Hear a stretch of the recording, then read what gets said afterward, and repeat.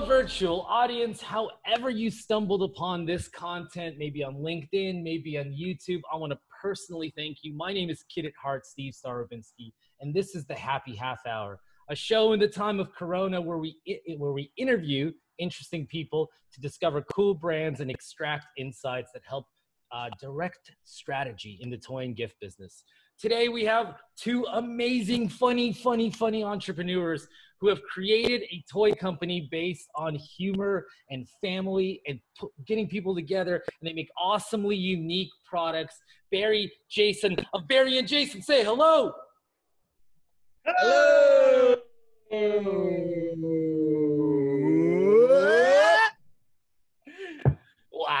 Wow. Oh, That's our signature intro.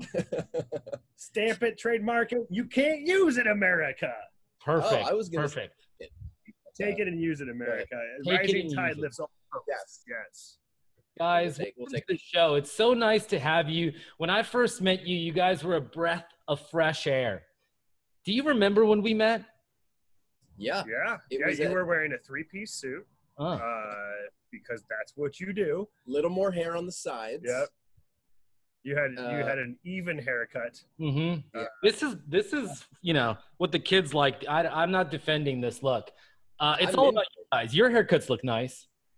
I think yours is fantastic. I love it. Your beard was more uniform, I want to say, back then. More uniform. That's a really uniform. Oh right no, because see, look, he's that. got the fade going into the Santa. Oh yeah, You fade know, is nice. yeah. Can we just talk about your hair and beard for the rest of this episode? We're deflecting. Listen, it's a different podcast. I do remember. So it was hour. at a. I'm giving us a little less headroom there. It was at an Astra in New Orleans. Yeah, that's it. You stopped by our booth. It was possibly our shiny jackets. You know, we had on the backdrop of Dr. Biscuit's road trip, and you walked by and you did the sexiest double take I've ever seen. Oh. It was like, what? It was like you were in a butter commercial. I just remember really sexy butter commercial. I just remember thinking, that guy's all about butter. Butter. I remember the graphic was so different, I'm always attracted to what the toy industry doesn't have. And the graphic was just something, that was immediately disruptive in a way. Yeah. And then I got to meet you guys. Saw you see us. And seeing you see us, let us see. Help me out. Yeah. No, that's it. We were kindred spirits from jump. I love it. Yeah. Well, let's get to know you guys a little bit better. Guys, I know you went to UCLA together. Go Bruins. Can you tell us about your experience in college as it relates to your entertainment and toy company building careers? Yeah. We actually met on our very first day of college at UCLA. We were on the same floor in Reber Hall. And we immediately started collaborating. Our first collaboration was actually, so this was in the 90s. This was when not everybody had cell phones. In fact, almost nobody had. I had a 20-minute per month cell phone plan just for emergencies. It was like $70 a month. And the phone was the size of this glass. And but it had a string that went to another phone exactly. that was also the size of a. So I called it cell phone. But yeah, it was just a styrofoam cup. and so everybody had dry erase boards on their dorm rooms, on their doors. And that was how you left messages for people. And so our very first collaboration was drawing animals having sex on people's dry erase boards. Yes. And sometimes we would leave our name and room numbers. Like, I don't know why. Like, hey, if this is funny to you, give us a call. See these two goats fornicating? Well, if you want more of that, come down to room 422. And it kind of worked. Not in a sexy way, but we made some friends. And then soon after that, we started a comedy band called the Bicycling Mariachis. We played at the Troubadour, famous for who's this? Elton John. Elton John and the Doors. The Eagles. We played at the Whiskey A Go Go, and we would always throw things into the audience. We always had these really big finales, and we had people dressed up as different characters that would come out, and we'd throw things in the audience, and it was really wild. And we actually got banned from the Whiskey A Go Go for throwing too much bologna into the audience during our finale. Which might beg the question: how much bologna is too much bologna? Follow up. 40 pounds of bologna. 40 pounds of bologna. 40 pounds. It's horrifying to me now as like someone who doesn't eat too much meat, pressed meat, or any pressed meat, that to just throwing it, just wasting animals' lives for the sake of a finale. Was terrifying. Was that for the song "Sandwiches for God"? I think that we had a song called "Sandwiches for Jesus." Sandwiches for Jesus. And I think it may have been in that song. And so, anyways, they kicked us out. But we used to open for a band that became Maroon 5. Oh wow! Yeah, and then we went on to international pop star success, and I think they're making board games now or something. Perfect. I don't know. Well, let's talk about some of those board game guys. You guys have a lot of experience with Kickstarter and crowdfunding.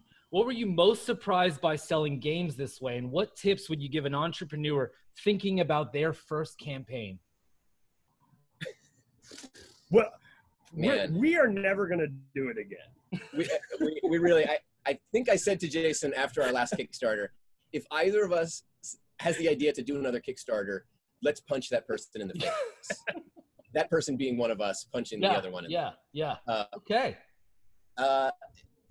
I think people need to hear the cautionary tale. Please, give us the truth. Yeah, I mean, so much extra work. It's another job. It's another job to be had, and if you're already, a 3-person company who's manufacturing, 4 games at one time, and you're trying to fund your 4th one basically as a part of that, it's untenable. So I think it can be used. There's a very niche audience when it comes to that's already there, that's already on Kickstarter. And if your game is a logical progression of the games that get funded by that community, I think you'll be fine. I think for us, Game Night in a Can was a party game that was based on our live stand-up kind of comedy game shows that we created. And that's a lot to grasp, for a newcomer, for somebody who wants to do a strategy game or who wants to, the artwork, to be a big part of what they're contributing to. Yeah, it was a big push. And so when we did Game Night as our first one, it was great in the first few days. It was so exciting. And it sort of rallied our family and friends around this project. Yeah. And then as soon as that was exhausted, it was, oh no, we still have another, $10,000 to raise. Yeah. What next? And ended up hiring different companies who ended up just kind of taking money and not really doing that much. Promising the world. Yeah. And then eventually, we were reaching out to everybody, and Barry had worked with Chris Hardwick, who you might know from Single Out. The Nerdist. I-10T. Oh, the ID10T yeah, podcast. And he was Nerdist, yeah. But obviously one of the founders of Nerdist. He and Barry had worked on Spring Sing, which was the annual kind of big singing and musical performance event at UCLA years before, like 20 years ago. And hit him up, and they're still friends. And he's like, yeah, I'll promote it on the show. I mean, if we hadn't had that tick in the last couple days that put us really over the top. Wow. And I remember it was the Nerdist podcast, and it was like the Chris Pratt episode, and he happened to mention us in the first 2 minutes of that, which is we would have paid hundreds of thousands of dollars probably for that ad spot, but we lucked out that he believed in the product and in us, and so that saved the day. So, but to that point, I don't know exactly how we would have started our company had we not done it Kickstarter. That's true. At that point, it really galvanized a lot of our ideas and our desires about are we really serious about this? Yeah. Are we just making this one game, or are we trying to build a company?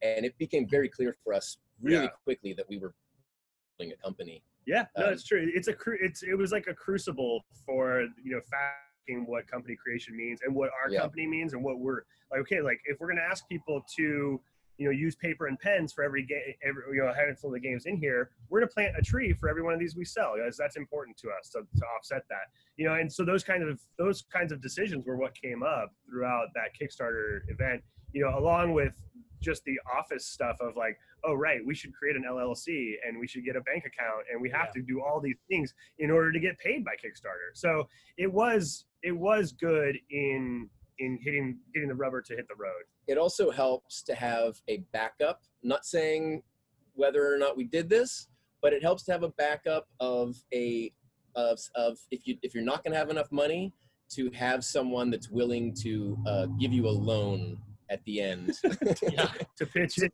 to put it over the edge. Yeah. So for anyone, shout out rich people everywhere. Thank you for giving us your money. Yes, yes, guys. Yeah. Sorry. I want to see more product. That's why I'm being a little anxious. And I know you guys recently launched your first licensed product or licensed games.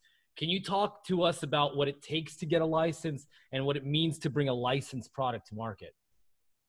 Yeah, I mean we're just getting started when it comes to licensed properties, and we lucked out because what the licensors of Anchorman saw in us was our creativity, our empathy, and our passion for the fans. And I don't know that every licensor has the same set of priorities. So we lucked out because we were like, listen, this has to be a game that first and foremost delights fans of the movie.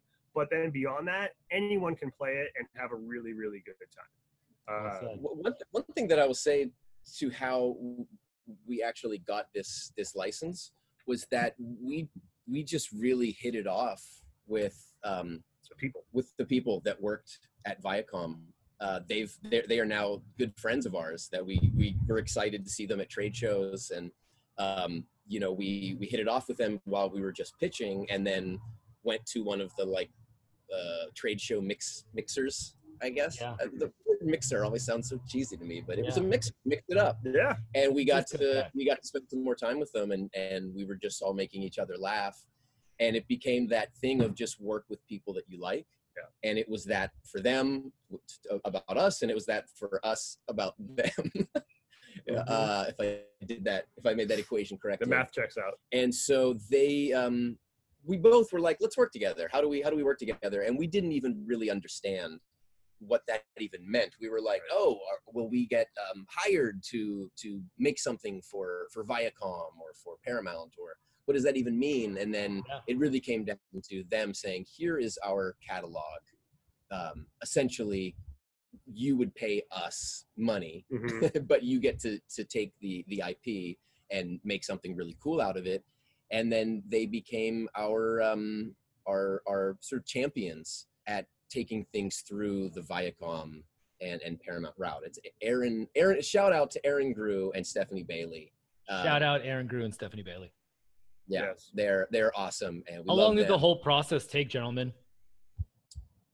It took a while. It actually 9 months. It was almost a year. It was actually it took a while. Yeah, because from the day we actually met them, it was in Dallas. We signed the contract at the following Fall Toy Fair. Oh, it was a year. Yeah. Wow, it was a year. So yeah, I mean, in that time, we didn't know which property we wanted to go with right away. So there was that kind of honeymoon period of us just building that relationship, and then them opening up the catalog, us seeing Anchorman and saying, we got to do this, and then it was a year later in the deal. Part of that was because talent had to approve us as a company to do it. Have you guys met Paul Rudd? Do you know Paul Rudd? We don't know Paul Rudd. We actually don't know any of the cast from the movie. Not directly. And when we reached out, because we did a Kickstarter for Anchorman, which is why we say we're never going to do it again. But thank you to everyone who supported our Anchorman Kickstarter. Yes. That we actually reached out to friends of all different cast members, and we got a bit of a slap on the wrist. Stop doing that. From Paramount. Don't bug the talent. Wow, that's awesome, guys. Yeah, gentlemen, you guys are. I'm just thinking how creative you guys are, and I can't not talk about the elephant in the room, the unfortunate pandemic that grips all of our lives. That was, well, you guys did that before. How are you guys staying sharp? How are you guys staying creative? What inspires you, and where are you finding inspiration these days? I think first of all, it's healthy to always assume there's an elephant right over your shoulder Literally in the room. about you down. Just yeah. So so good tennis shoes, always stretched and ready. Yeah. We've been playing a lot of games. I think really me too. help. We really like very physical games. Face punch, Yeah. Wrestle hug, choke mouth. slapdash. Who's the pleaser? Slapdash. That's a good one. That could work. Suck it and see. Mason. No, I never. So we Jason got a dartboard in HQ, so we've been playing a lot of darts. We Nice. play Skittles. You ever heard of the game of Skittles? I haven't. Lots of food. It's a game where you like spin a top and it's a giant wooden board and it's got a bunch of like bowling pins kind of set up and the Skittle. I think those are the Skittles. Those are the Skittles. Yeah. And you're trying to knock them down with the spinning top and it like kind of moves throughout. Probably really created fun. like 100 years ago. It's so satisfying. Interesting. So we find a lot of brainstorm time during those kinds of games. Yeah. Yeah. That helps. We also develop game show ideas and those have taken on a new look in times of quarantine. Yeah. And as we get ramped back up into production, that's been just seeing where our games could exist ultimately on, a segment of this show versus like its own game show. Like that always helps us, when we're in the development phase, because all we do best is we reverse engineer entertainment. Yeah. And whether that's taking place in your living room, in your car, or on a TV set, that's always what is in our DNA. Yeah. And I think it's been helpful that we've been that we're able to work together during this time. That we're like kind of quarantining together. We're Quarantining. we're quarantining. Perfect. We're being good. So that we're Perfect. able to work together, and it helps a lot just to have somebody to constantly bounce stuff off of. And I know that's a real commodity these days. Yeah. And then we're trying to figure out what our offering is during this outside of the games that we're making, so these are certainly great for people to play at home, but what can we also do that's a little bit different? And we something called the Tournament of Games, and it was it's like this tournament that YouTube video that you would stop and then play and then pause and play the game, and then you'd be doing it with people on Zoom. And I think it was a little too big for our britches at first, because it is just us and Cassie, our vice president. Yeah. And so it's ambitious, and it's still out there. And so I think we're looking now for sort of a scaled down version of that. If you need an extra player, I'm only a text away. 1,432 miles exactly from Los Angeles, but only a text away. Well, for playing now, if you said that you were an editor, that was just a text away.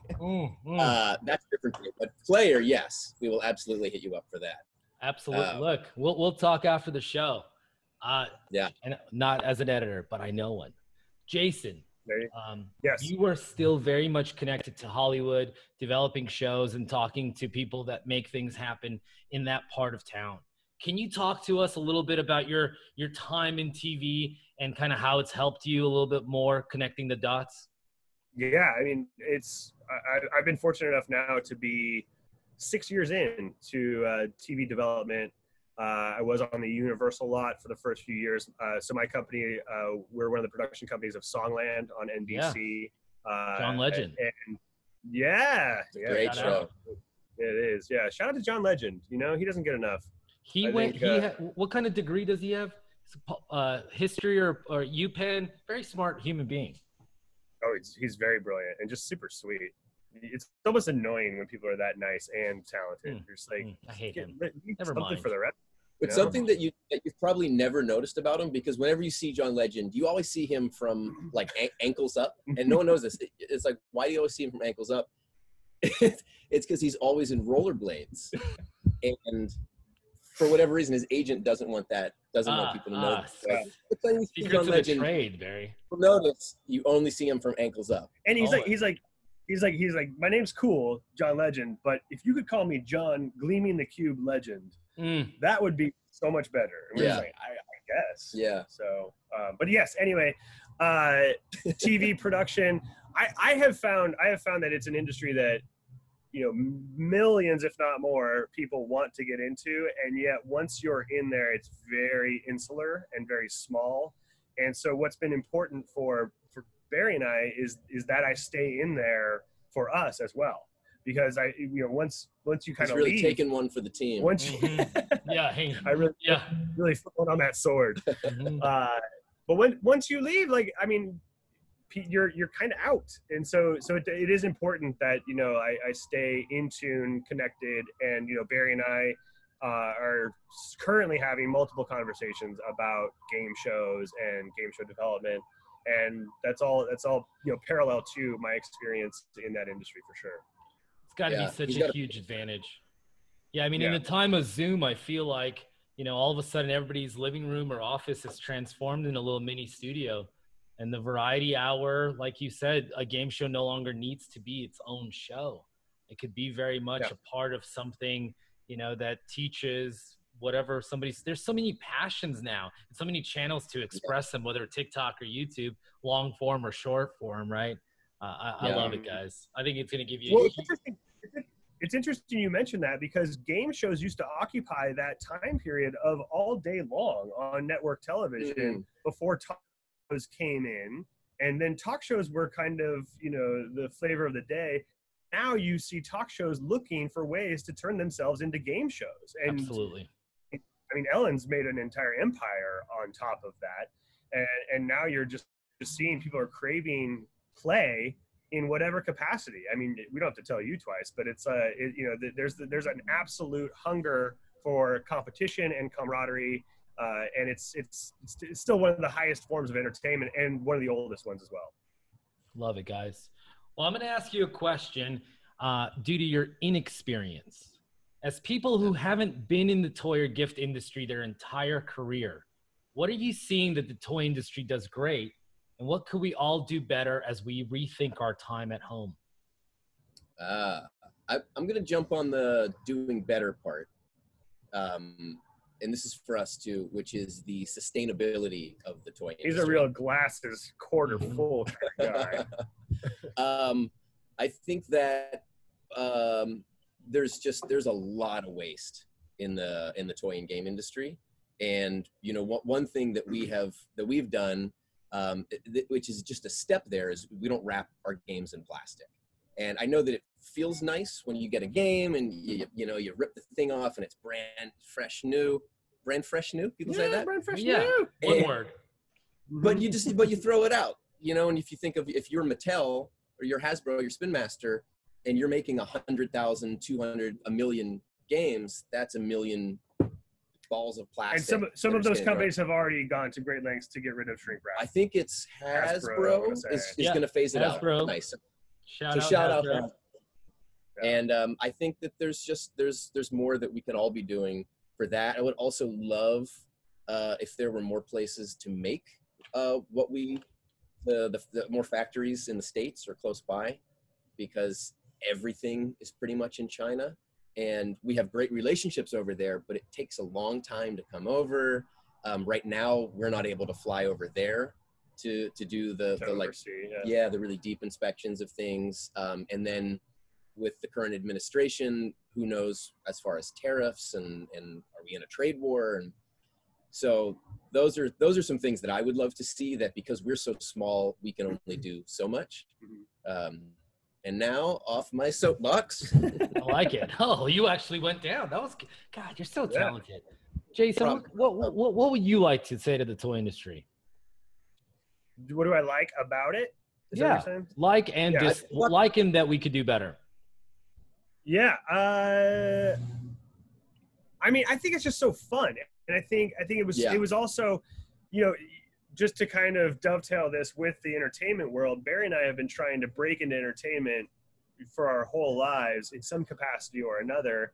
And what the toy industry saw, and present company included, was that that's where we should be. And so when we showed up to Toy Fair and we showed up to these live events, the toy community welcomed us with open arms, almost like a dry sponge that was just ready for us and our creativity and our passion for entertainment. Pinched our cheeks. Yeah. Oh yeah. Rustled our hair. It was the kind of reception that we had never received in any other, whatever, search for entertainment success. I was on a Pepsi commercial once. Wow.